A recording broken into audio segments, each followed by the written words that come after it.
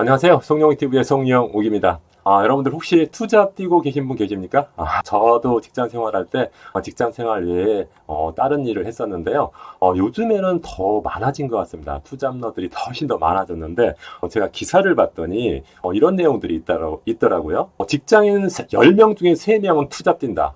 예전에는 사실은 직장 생활하면서 투잡을 뛰는 경우가 극히 드물었는데 지금 점점 투잡이 일반화되고 있는 것 같습니다. 특히 청년들은 41%나 투잡을 뛴다고 합니다. 청년들이 좀 수입이 적다 보니까 투잡을 더 많이 하는 것 같습니다. 그런데 이렇게 투잡을 뛰면은 어떤 문제가 발생할 수 있냐면은 세금 문제가 좀 복잡해질 수가 있거든요. 제가 중요한 부분만 정리해서 말씀을 드리도록 하겠습니다. 세금 신고 방법에는요, 2가지가 있습니다. 근로소득과 사업소득에 따라서 조금 달라지는데요. 일반적으로 월급 생활하는 사람들은 근로소득을 받게 되죠. 월급이란 것이 근로에서 받는 소득이니까 근로소득이라고 하는데, 이런 월급쟁이들은 근로소득에 대해서 연말정산이라고 해서 신고 절차를 거치거든요. 그러니까 연말정산이라는 절차를 통해서 세금을 신고하게 되고요. 사업소득이 있는 사람, 사업자 등록에서 사업을 하고 있거나 또는 프리랜서 또는 알바만 하는 사람들, 이런 분들은 월급쟁이는 아니기 때문에 사업소득으로 세금 신고를 하게 되는데, 이런 분들은 종합소득 신고라는 절차를 통해서 세금 신고를 하게 됩니다. 세금 신고와 관련해서 투잡러라는 것은 이런 소득이 2가지 종류가 있는 것을 말하는 거죠. 투잡러는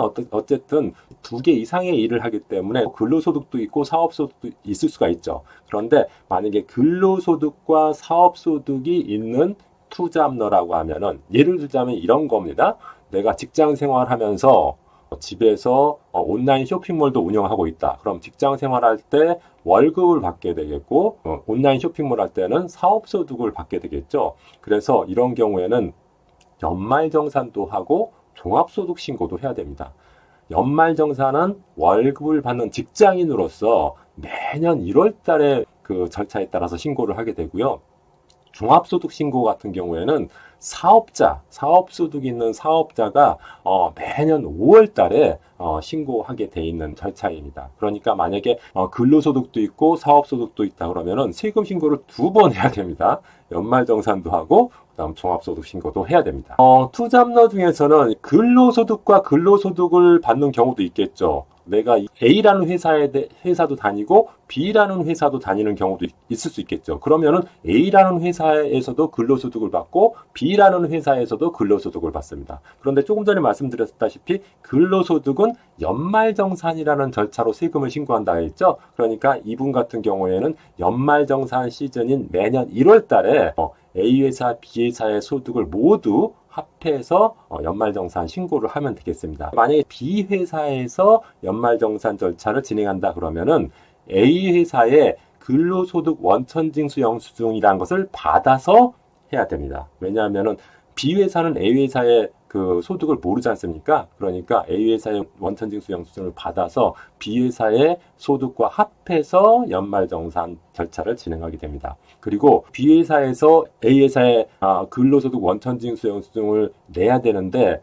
그것을 내는 방법이 그 A 회사에서 원천징수 영수증을 띄우는 방법도 있겠지만은 전 직장에 가서 그런 거 띄워달라고 하기가 조금 민망하다고 하면은 국세청 홈택스에 들어가서 인증받고 출력할 수 있습니다. 3번째, 근로소득이 있으면서 기타 소득도 있는 경우가 있는데요. 저 같은 경우가 이 경우에 해당이 됐거든요. 제가 회사에 다니면서 주말이나 그럴 때 강의를 다녔었거든요. 그러면은 월급을 받기 때문에 근로소득도 있고 주말에 나가서 강의를 하면 강의료를 받지 않습니까? 그런 강의료나 인세 이런 것들은 기타 소득에 해당이 되거든요. 기타 소득이란 것은 상금, 복권 당첨금, 저작권료, 강사료 이런 것들이 기타 소득입니다.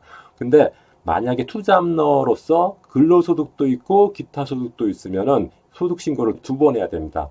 A 회사에서 연말정산 절차도 거쳐야 되고요. 5월 달에 종합소득 신고도 해야 됩니다.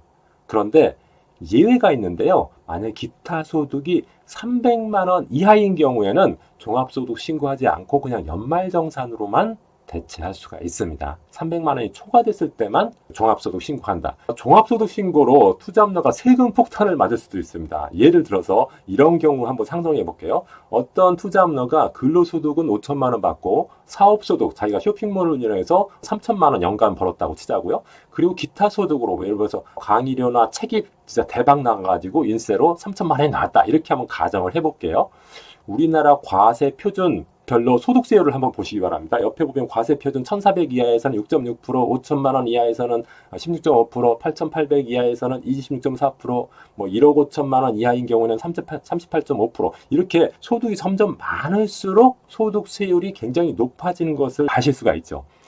만약에 이 투잡러의 경우 근로소득 5천만 원이라고 하면은 5천만 원 이하의 소득세율이 16.5%죠. 그 다음 사업소득 3천만 원이라고 해도 16.5% 세율이 적용되고 기타 소득 3천만 원 이하라고 해도 16.5% 세율이 적용되는데 중요한 것은 이렇게 개별적으로 소득세율이 적용되는 게 아니라 만약에 근로소득, 사업소득, 기타소득이 이렇게 각각 있다고 하면은 요것을 다 합해서 소득세율을 적용한다는 거죠. 그러니까 소득별로 껌껌이 소득세율을 적용하는 게 아니라 종합소득 신고할 때는 근로소득 5천만 원, 사업소득 3천만 원, 기타소득 3천만 원을 다 합해서 세율을 결정하기 때문에 실제로 소득세율이 되게 높아진다는 겁니다. 그러니까 껌껌이 하는 경우에는 16.5% 세율을 적용하게 되는데 이것을 합산해서 소득세율을 적용하면은 5천만 원, 3천만 원, 3천만 원 다 합하면 1억 1천만 원이잖아요. 그래서 1억 5천만 원 이하인 38.5%의 세율을 적용하게 된다는 거죠.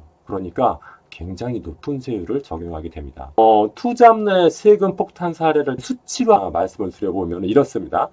조금 전에 그 사례 중에서 만약에 근로소득만 있다. 근로소득으로 한 3,600만 원만 있다. 그러면은 연간 세금이 공제를 감안하지 않는다면 180만 원 정도 됩니다. 그런데 근로소득도 있고 사업소득도 있다. 예를 들어서 내가 회사에서 3,600만 원 받는데 내가 쇼핑몰 운영하면서 연간 한 3천만 원 정도 본다. 그랬을 때는 연간 총소득이 3,600에서 6,600만 원 정도로 늘어나는 거죠. 그러면 연간 세금이 750만 원이나 됩니다. 그러니까 소득은 3,600에서 6,600 정도로 2배 늘었는데 세금은 180만 원에서 750만 원, 무려 서너 배 더 늘어나는 거죠. 그러니까 이런 경우에는 세금 폭탄을 맞을 수 있다는 거죠. 그러면 투잡러는 그 세금 폭탄을 맞지 않기 위해서는 어떻게 해야 될까요? 소득공제, 세액공제의 비용 차감 같은 걸 많이 활용해야 되겠죠. 투잡러라도요, 이것을 활용하면 세금을 확 줄어들게 할 수가 있습니다. 여기 지금 화면에 잘 안 나오고 있는데 제가 말로 설명드리겠습니다.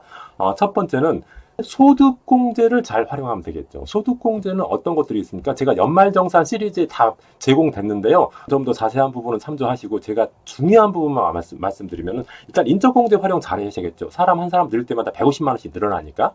그리고 두 번째, 추가공제 활용도 잘 할 필요가 있죠. 만약에 부모님 부양을 한다고 하면은 따로 살고 계신 분들도 한 분 추가하시면은 기본공제 150만 원에다가 추가공제 100만 원 추가로 받을 수 있으니까 소득공제 혜택이 굉장히 크다고 볼 수가 있고, 돈으로 해결할 수 있는 부분은 뭐냐면 노란우산 공제죠. 노란우산 공제 최대 500만 원까지 소득공제 되거든요. 그런 거 활용하면 굉장히 좋고요. 그다음 세액 공제 상품으로서 연금저축이나 IRP 활용하는 거, 이거 최대 연간 148만 5천 원까지 환급받을 수 있는 거거든요. 그러니까 이런 거 활용하는 게 되게 좋겠고, 그 다음에 또 활용할 수 있는 게 기부금이 있다. 교회나 절에 다니면은 헌금하는 거 있죠. 그런 부분도 15%에서 30%까지 세액공제를 받을 수 있으니까 이런 것도 활용하는 게 좋겠습니다. 그리고 또 한 가지 비용을 차감받는 방법이 있는데요. 그것은 어떤 거냐면은 예를 들어서 내가 사업 활동을 하면서 접대비로 쓰거나 또는 경조사비 많이 쓰잖아요. 그런 등비용을 다 챙기시면은 총소득에서 다 뺄 수 있습니다. 비용으로 인정돼서 다 뺄 수 있기 때문에 세금이 그만큼 줄어들 수 있다고 할 수가 있겠죠. 그런 부분들을 잘 활용하시면은 자기 세금의 한 200만 원에서 한 500만 원 정도까지도 공제받을 수가 있거든요. 그러니까 그런 걸 잘 활용하셨으면 좋겠습니다. 이번 시간에는 여기까지 하고 마치도록 하겠습니다. 제가 말씀드린 내용들이 도움이 되셨으면 구독, 좋아요 부탁드립니다. 고맙습니다.